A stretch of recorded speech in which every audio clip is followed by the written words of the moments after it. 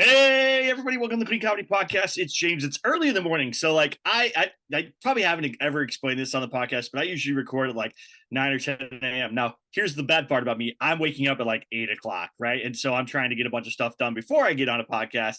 And I'm just like constantly, and we had this discussion, like constantly running on adrenaline of like, just like, okay, go, go, go, go, go until the end of the day where I crash hard and go to sleep or I need to take a nap. Now that I'm like in my 40s, I feel like I need to take a nap. But I have a great guest for you guys today. After 20 years of being a therapist, and she has a Ph.D., so she's way smarter than me already. We're already there. She's decided to pursue comedy on her own. And so she has like a second career. She's still, as far as I know, a psychologist, but she also has her own career. She's doing mics, she's doing shows. She did her first open mic in 2022. So she's brand new to comedy, doing a lot of stuff. And she is just out there working. She won over, Craig Shoemaker and did work on his gig. She opened for him in March of 2023. And so she is also the proud world record holder of Mittens Cup Stacking on the comedy game show, which I'm going to ask about that because I didn't know anything about that. But she is made it into the North Carolina Comedy Festival in her first year of comedy. So please give it up for Kiki Wynns. Kiki, welcome. Woohoo! Thank you. Thank you. That's pretty awesome. Now, what a first year. Oh man. It's been such a wild ride, and I don't really know the typical story, but it seems unusual to me to have all of these things happen relatively quickly. Yeah, I mean, what'll happen for most comedians who are out there getting started, that first year is a whirlwind of open mics, failures, crying, wondering why you would do stand up. Those Yeah. moments of, oh my gosh, I'm going to be as big as Jerry Seinfeld or Chris Rock. Then again, going, why am I doing this to myself? And then your family going, are you sure this is something you want to do? Like you might want to, you know, your cousin Terry, he works at Target and he's very happy, right? It's that situation Right. is happening for most comedians. So the Yeah. fact that all those good things happen to you in your first year is great. I mean, I had a similar whirlwind experience. So when you have those big wins, it makes you push forward, right? For Now, sure. now, do you think that being a therapist and understanding the human psychology for 20 years before that helped a little bit, or do you think that hurt a little bit? Like, what do you think on that? 100% helped. I mean, there's a lot of overlap really between my psychologist life and comedian life.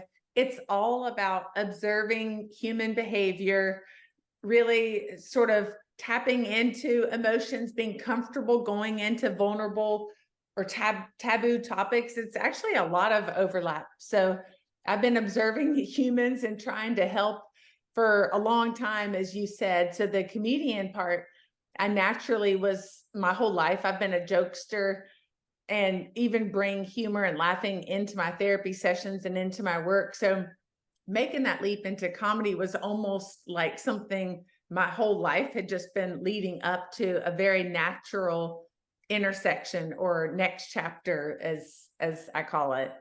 And plus, you're going to be comfortable hanging out with comedians who are crazy and weird and out Yeah. there. We're weirdos. I get it. And I mean, we stay out late. We get into things we aren't supposed to get into. We talk craziness to each other. It is what it is. I had a gig this last weekend with some of my friends, and we drove up to this place outside of LA, and it was a little kind of like mountain town, like you got a little Deliverance feel there, which I didn't think Ooh. happened in California. And one of the comedians with us is was a Jewish guy, and he goes, "I'm not gonna let him know that I'm Jewish here," and I'm like, okay, all right, like we got your back, whatever you need. And his first joke was he used the word schmeckle in a joke right away. And I was like, you already outed yourself, dude. Like, there's nothing we can do at this point. But we just are silly, weird people. And like to go immediately from like, I'm not going to say anything to using the word schmeckle. Like, I was like, what are you doing? But I love comedy. And so what made you want to start comedy though? Like this has to be a weird leap of going like, I have a PhD, I'm a professional, people pay me money to talk about now I'm going to get on stage and tell weird jokes in front of strangers who are drunk, right? Like, how'd you get there? Yeah. Well, before I answer that, I do just want to acknowledge what you just said. I had this revelation after doing comedy for a few months. I realized, oh, okay. So everyone kind of jokes that people go into psychology because of their own past, their own brokenness. we're trying to help others, but really we need help ourselves. And then comedians often go into comedy because they're wrestling their demons. They have broken past. So I was like, oh man, I am a walking cliche for both of those. But yeah, I actually got into comedy, big picture comedy, as a result of taking my own advice as a psychologist. It was 2021, so the summer after COVID, and I was a mess. I run a private practice, so I have my own business with lots of other people working for me, doing the good work of helping families and kids, teens with mental health issues. But running a practice during a pandemic and being so stressed, am I going to keep my business afloat? Can we pay our bills? Having my own kids at home in virtual school, are they learning anything? Having wear and tear on my marriage, being trapped in the house. It was a lot. So that summer, I thought, I've got to do something completely different to take care of myself. So I saw an improv comedy class and I thought, okay, that's going to be scary. I like to do things to stretch myself and scare myself. And I thought it would be a creative outlet. So I took this improv class, loved it. I loved everything about the creativity and the kind of getting out of your head. Comedy is very much sort of instincts and, it's just in the here and now. So I love that. And then that led to the next summer, I did my first open mic on a dare, actually, from from my best friend who knew I kind of morphed away from improv. I love improv, but everybody who knows me knows I love the spotlight. I don't mind being the one with all the attention. So stand up for me to be able to write my own material and just craft it and have that ability to just do me. It was super appealing. So that next summer, which was last summer, I did my first open mic and it's been off and running ever since. Now you're in North Carolina. Where is like the closest club to you? Where do you get to go? Like, where do you do open mics? That kind of stuff. Comedy is booming here. I'm in the Triangle, so the capital of North Carolina, Raleigh, all those surrounding cities is the Triangle, and it's booming here. So we have some really well-known comedy clubs like Good Nights, back in the day, Charlie Good Nights, and probably 3 really good, solid comedy clubs within spitting distance. Plus, the open mics here are ridiculous. They're every day of the week, multiple days. So there's no lack of opportunity for finding comedy if you want some. So that made it easy for me too, just to do that first open mic, which was at an established comedy club. And that's part of my Cinderella story. After just doing 3 open mics there, they liked me and they would record open mics. And I got invited to do my first paid gig after 3 open mics. And I was like, this seems fast, but sure, I'll go for it. There you go. No, that's great. I mean, you put in the work, you did the stuff. That's a great way to go about it. I mean, in LA, if your first year, you'd still be doing open mics. If you got on a showcase, it'd be great. But it's a tough business. That's awesome. I'm glad to see success happen so fast for people, because it feels sometimes like you're stuck in this cycle of just like Mike, maybe a show, Mike, maybe a show. And it's just like over and over and over again. And that happens for your first, 3 to 5 years of just that. And then afterwards, if you're doing enough shows, you can work in new material, or maybe you go hit a mic with friends or whatever it is, you need to work on something and go there. Now, what did people say to you who knew you as a psychologist when you told them you wanted to become a stand-up comedian? Were they like, did you lose your mind? Is that what's happening? Like, what worked? It's funny. Most people who know me pretty well know that I am a bit over the top. I like to be silly and wild, and I like to push the line, much to my husband's chagrin, of what is appropriate. So I'm clean, but I like to say things in public to get the laugh that other people wouldn't say.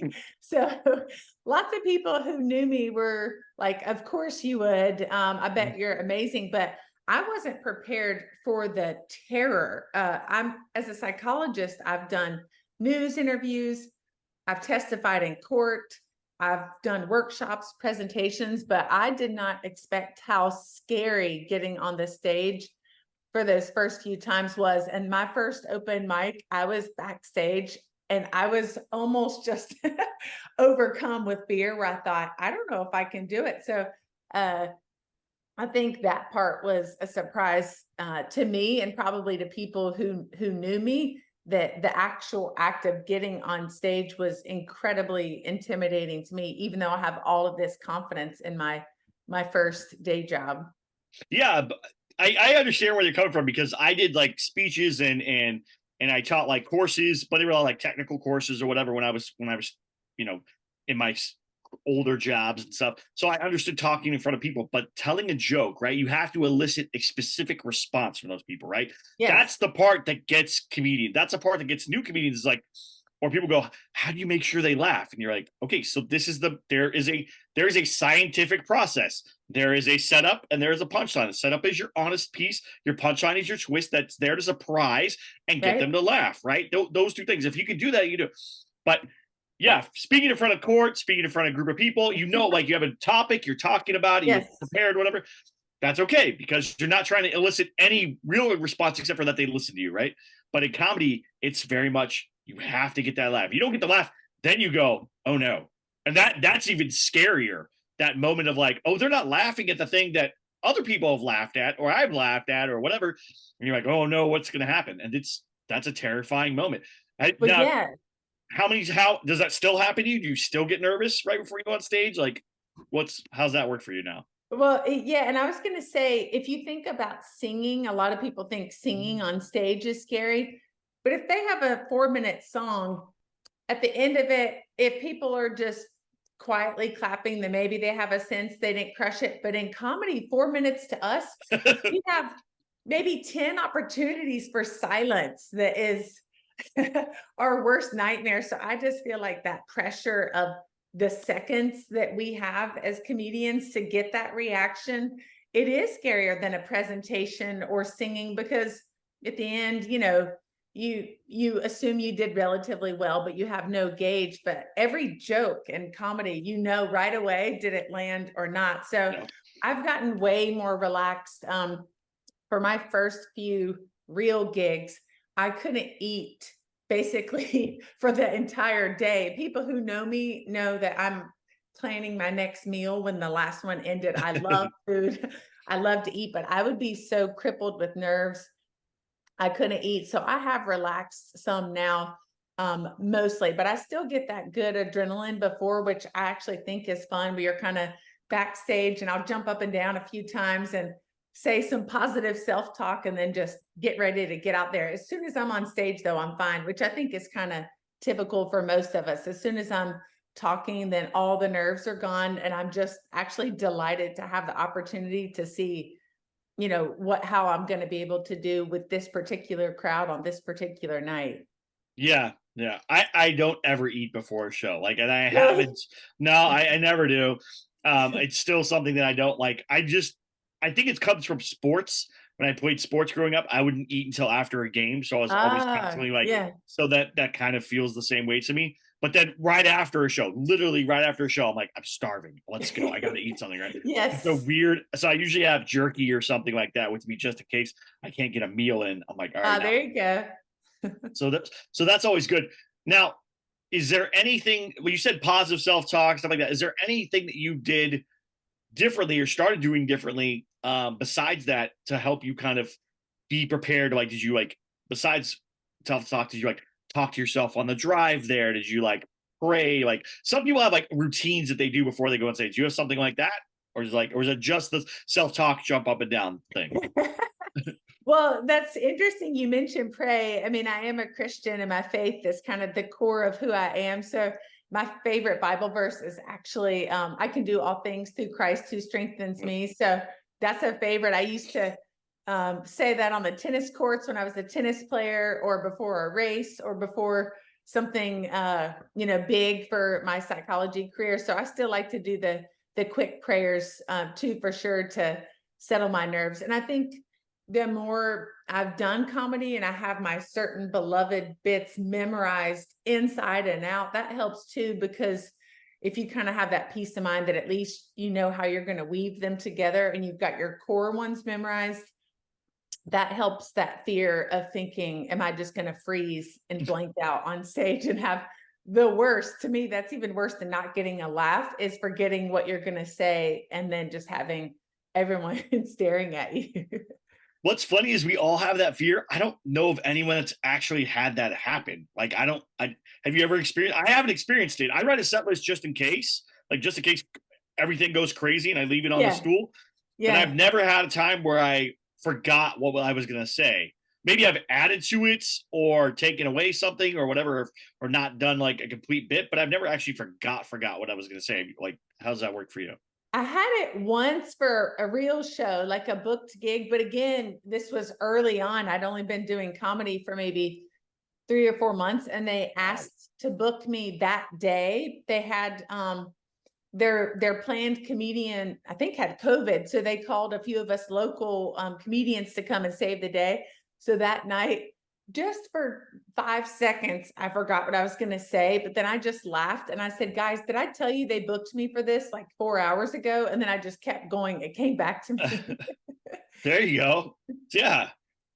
So you just got to own it. If you have any kind of snafu on stage, I think the people that own it, even the ones that don't get a laugh, when they make fun of themselves for that, that usually then gets a laugh, which I appreciate someone's ability to pivot and just say, okay, well, crossing that one off.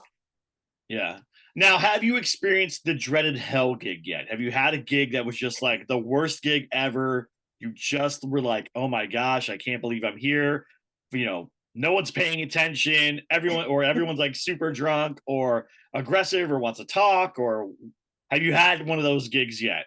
Yeah, I mean, I'm still relatively new, so my real gigs I can still count on both hands, I think. But for open mics, certainly we have a really awesome one here in Durham. It's great. But sometimes if they're busy inside, they move everybody outside. And that is a nightmare because the stage is a loading dock and it's far away from the audience, who half of them are out there because they want to hear comedy. The other half are there for the food truck and they just want to be talking to their table mates.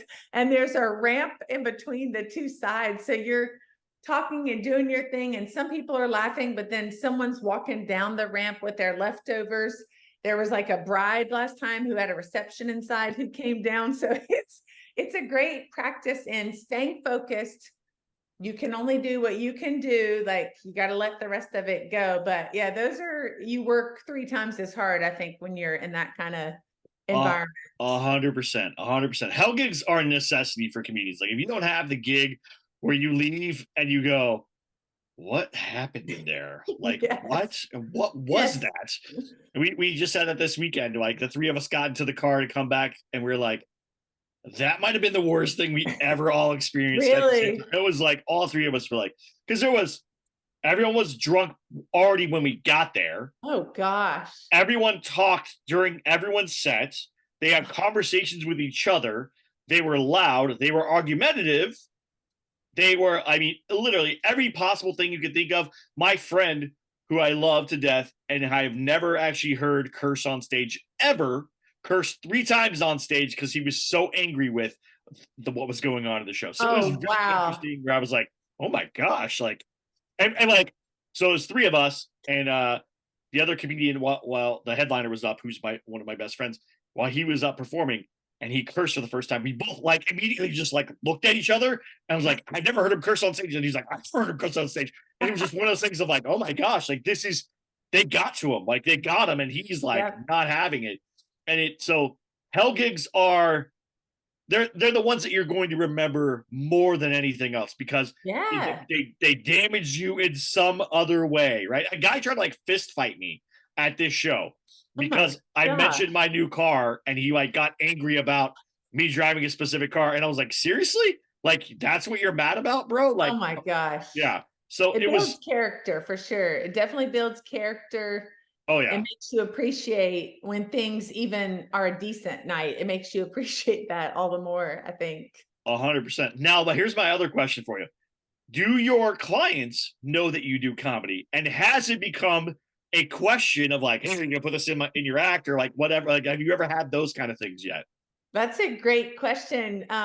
When you talked about your friend that swore he wasn't going to talk about his Jewish faith and then it came out immediately, when I first did my open mic, um, my best friend had advised me to keep my psychologist career completely separate. She was like, you never know your reputation. That's why I came up with a nickname so I could be completely separate. And then the very first time I got on stage, I was doing material from my life as a psychologist because it's just too rich. But I never talk about clients. I talk about things like stereotypes that people think we're just diagnosing everyone we meet. So then I do a whole bit where I'm like pointing people out in the crowd, anxious, narcissist, alcoholic. So I do big P psychologist humor, but don't talk about clients. But so far, I've only had a couple of clients find that identity, and they were just chuckling and kind of thrilled to find out that I did that on the side. So far, it seems like those lanes have been able to be friendly and play nicely together in the sandbox, but not any kind of a major crash of the two worlds. Yeah. Bravo to you. I put it off for so long because I wanted to be like a professional. Like I was like in Ah, finance and business and whatever. And I was like, all right, I'm yeah. not going to do anything that's ever going to do it. But once I took the leap, I was like, I don't care anymore. Like I really don't care. Like if you get mad about something I said on a stage on a Saturday, and now I'm here on Monday, and it has nothing to do with the other. Okay, that's on you. That's not on me. So That's right. that's a tough one. Now, if you had to start over today with all the knowledge you have for stand up, what is like the biggest piece of advice you go back and give yourself for starting over? Oh, wow. I think I would just remind myself to enjoy the journey as a hardcore type A, which I realize is a little bit unusual in the comedy world. When I've been booked for something, I can tell I'm annoying the person, perhaps even you, JD, before this podcast, where I'm No, like, give me the details. When is it? Where is it? How long is my set? And I realized that type A is not necessarily the typical comedian. So when I had these early successes, I was like, great, I got to keep going. How do I get the next gig? How do I get to the next level? How do I? And I really think anyway in life, we could all stand to slow down and enjoy the ride a little bit more. So that's what I would want to tell myself and to keep doing is even a local open mic or even just getting excited about a new joke that I have while I'm walking my dog. Like there's beauty to be found in that journey. And it's a wonderful thing to have laughter in your life and to be able to share that gift, even if it is 5 people at that crazy hell gig, as you call it. Those 5 people that a couple of them found me after and said they loved it. It was amazing. That's really a gift to be able to touch people's lives like that. So I just want to remember that part of it, that every step along the way is also meaningful. 100%, 100%. And I love what you said about like that, like finding that new joke while you're on a walk or you're doing something. Yes. I love those moments of just like something coming to you. I always have my phone. And if I'm driving, I'll just hit the record button on my phone and just start talking it out because I have that idea. It's funny Yes. because my wife, I was coming out of this is a weird story. I was coming out of the bathroom the other day, and my wife is in the shower, and she goes, "Hey, I have a joke for you." And she goes, "I need to write it down." And I go, "Oh, okay." And she goes, I love the idea of coming up with a joke. This is great. You do this all the time." I said, "Did you have crippling anxiety after you decided that you liked the joke and then questioned your entire life existence?" And she goes, "No." I'm like, "Well, then you're not ready yet." Like, so that was like, that was my advice.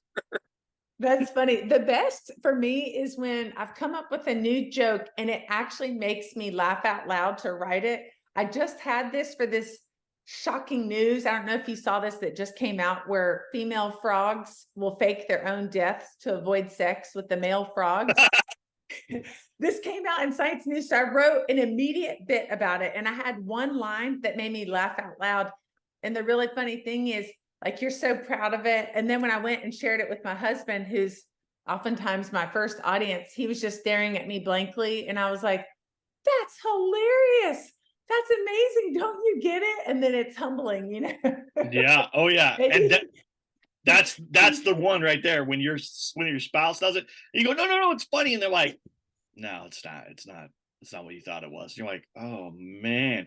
My wife is my first one too. And Yep. sometimes this is the advice I give you. The moment you think, oh, now I have to explain to you why it's funny, you're like, all right, now I gotta go back to the drawing board to figure out what I said wrong that didn't make this funny. Because I've had to do that before. I'm like, it's funny because my wife is like, you're not gonna be able to say that's funny because on stage. Remember that, right? You can't go, hey guys, it's funny because they're like, no, just do the funny part.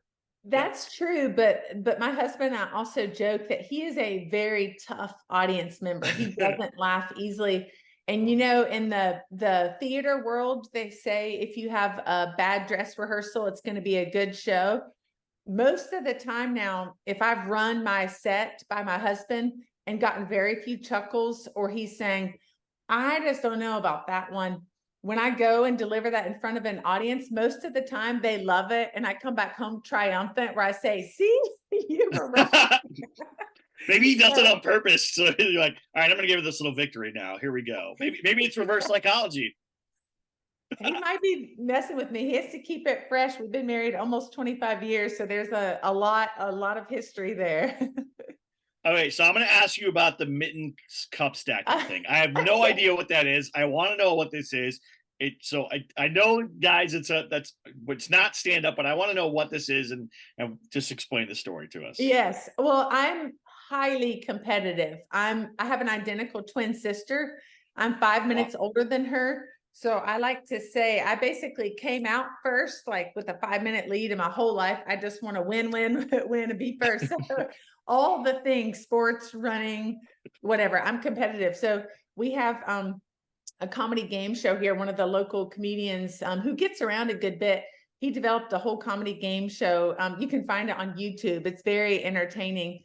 So I was a guest on the show, and it was recorded in at Good Nights. So at Comedy Works. So one of the actual comedy clubs here.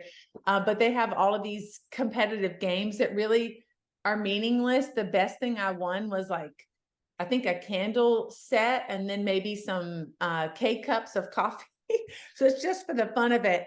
But the cup stacking is, the red solo cups that you basically just stack in a pyramid. So 4, 3, 2, 1. And he had it in every show. He had done at least 20 something episodes before our show.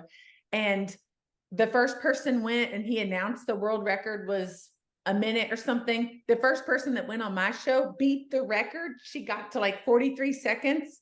And then it was my turn.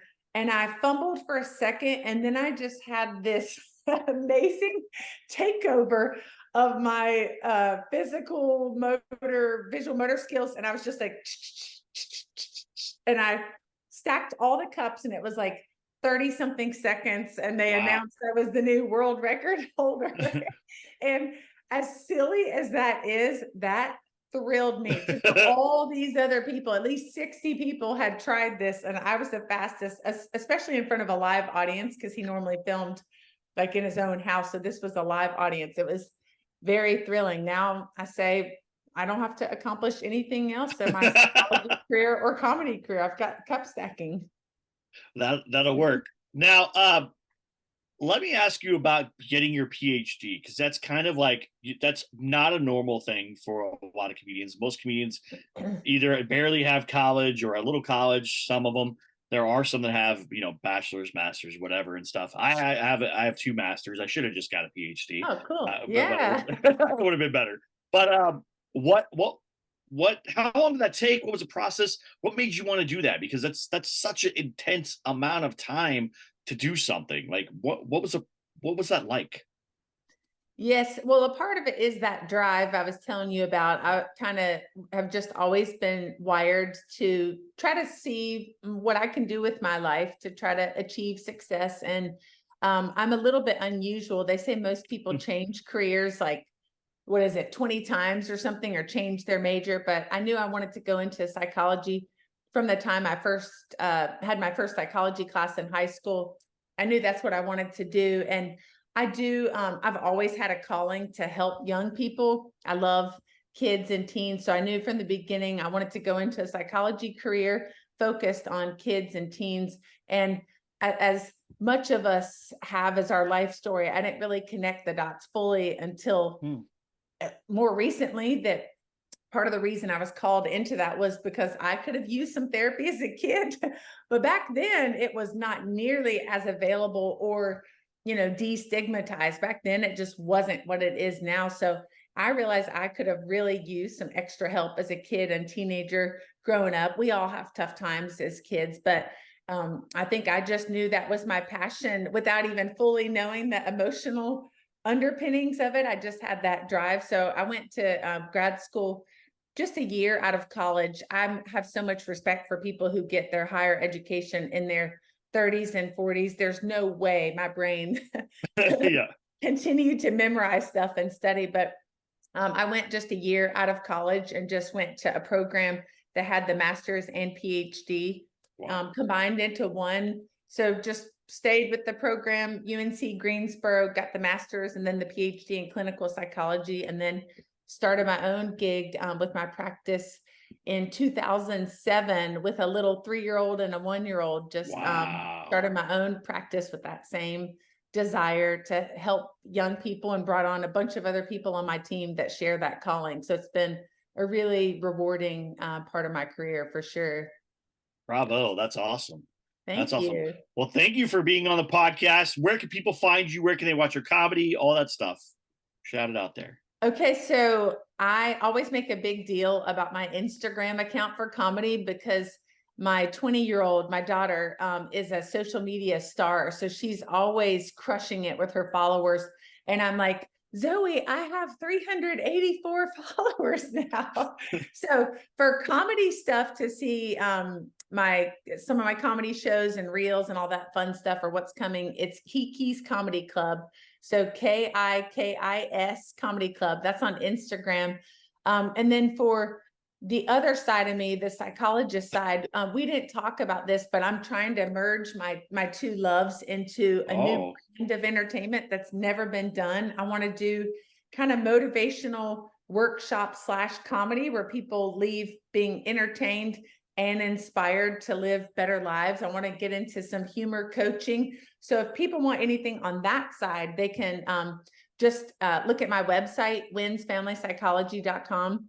My last name, WYNNS, or just email me. My comedy one's easier. It's Kiki Comedy 2.0 at Gmail. Again, for the second career. So any of those places, they can hunt me down for any opportunities, or if they want to learn more about some of these new irons in the fire I'm trying to get going. That's awesome. That's awesome. And I'll put all that stuff in the show notes below. And you guys, if you want me to help you coach you as well, help you write jokes, you're struggling with your 5 minutes, you're struggling with whatever, hit me up. I've done this I think I started writing jokes for people in like 2017. So I do that a lot of work on that. So if you have those things, you want help, there are plenty of people out there that are there to help you. If it's not me, I can recommend people. There's whatever it is. But know that there's always someone there to help you. You're not alone in comedy. I know sometimes it feels like we're on our own.